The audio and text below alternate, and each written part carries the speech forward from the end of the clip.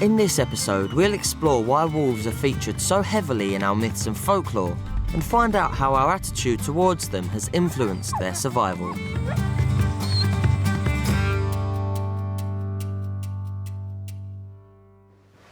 Throughout most of history, people have been fascinated by wolves. We have a long and complicated relationship with them, and we haven't always liked them.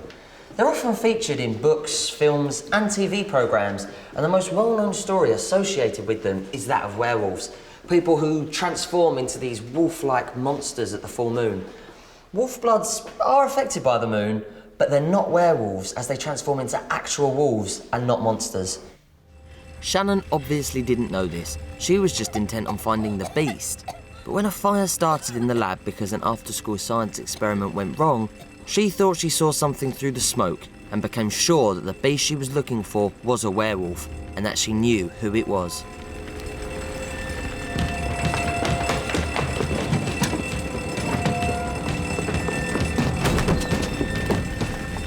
Tom! Thank goodness! Get him out of here! Now!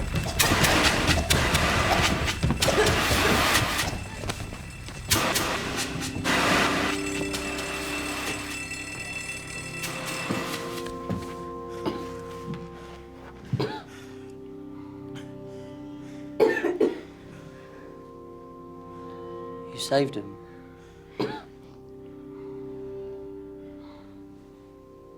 Shannon.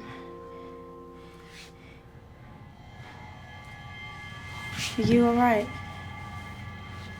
I thought Look, it's over, yeah? It's finished now. When Maddie later caught up with Tom, she found out about Shannon's theory. Tom, I just want to say... I know. Don't worry about it. Oh, what's that? It smells disgusting. Something to get us through the day. So not werewolf potion, then? Sorry? Shannon's new theory? Get this. Apparently, you're a werewolf. Ow! Why would you think that? She supposedly saw you turn in the fire. So Shannon was obviously wrong about Maddie being a werewolf. But it's no surprise that she jumped to the conclusion that her beast was some kind of wolf-like creature. Throughout history, wolves have been the subject of many a myth, and a lot have been quite unfavourable. We even have negative phrases in our everyday language relating to wolves. Stuff like a wolf in sheep's clothing, which means when someone appears to be nice but isn't. So when did this negativity start?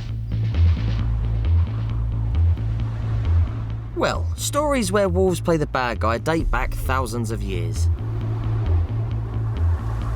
In the Bible, they are frequently portrayed as villainous and sly. In fairy tales and fables, they are often cunning and greedy. Like the deceitful wolf in Little Red Riding Hood, and the wolf that tries to trick the Three Little Pigs. Then there are all the horror stories of werewolves.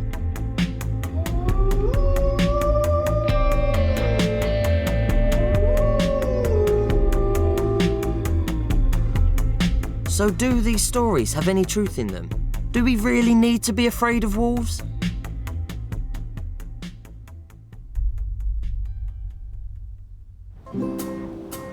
Actually, wolf attacks on people are extremely rare, especially when compared to other meat-eating mammals.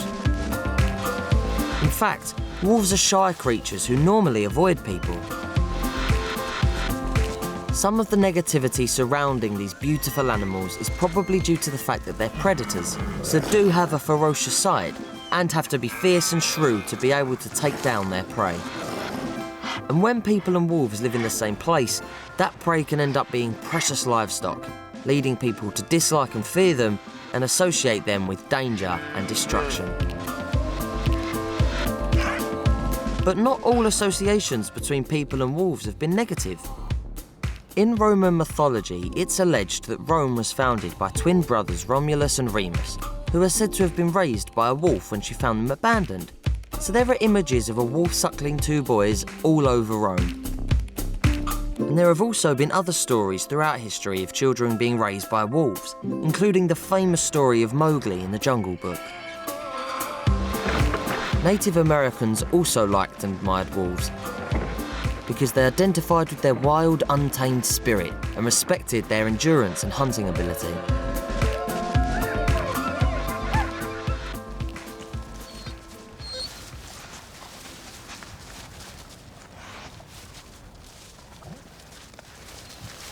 We've always had a complex relationship with wolves, so you can see why Maddie and Rhydian didn't want their secret to get out. But it very nearly did when a fame-hungry reporter came to town on a quest to track down the beast. See movement. 10 o'clock. What are you doing? It's a tranquilizer gun. Perfectly harmless. Vets use them all the time. Oh, will it hurt it? No, it'll put it out for a few minutes. Everyone stay quiet. Joe? Don't miss this. Never miss. Did you miss? No. There's two of them. 2 beasts.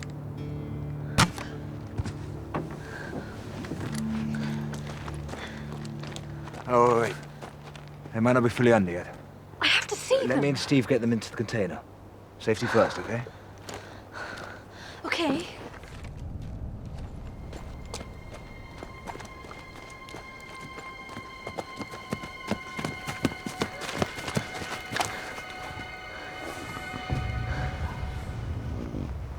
Are they? They're wolves. Tom, they're wolves. All this time. It was wolves.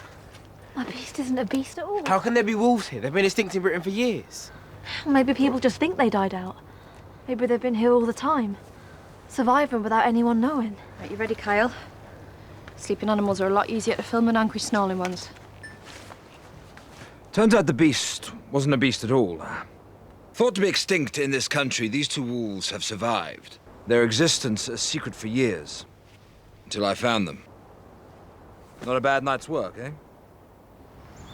There did used to be wild wolves in the UK, so Tom and Shannon weren't totally wrong in thinking the wolves they'd caught had survived extinction. Although that's pretty unlikely, as there haven't been wild wolves in Britain for almost 300 years.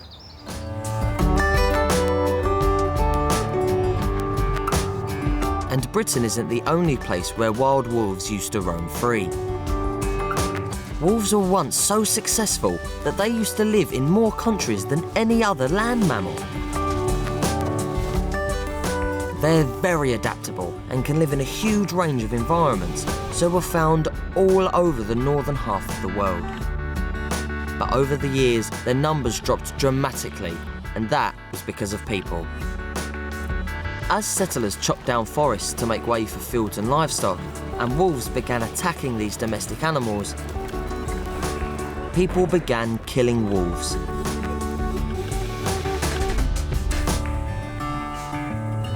In Britain, they were hunted to extinction, and they were wiped out in large parts of Europe. In North America, more than 1 million were shot, poisoned and trapped, and by the middle of the last century, their numbers had plummeted.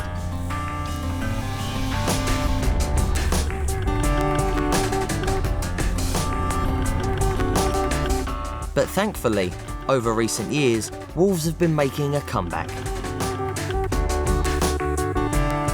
This is partly due to their extraordinary survival skills, but also because of a change in people's attitudes. In the 1970s, wolves were classified as an endangered species, and gradually efforts were made to conserve them. For example, in 1995 they were reintroduced to Yellowstone National Park, and since then their numbers have increased in the United States. Attempts are also being made to improve the way that people think about them.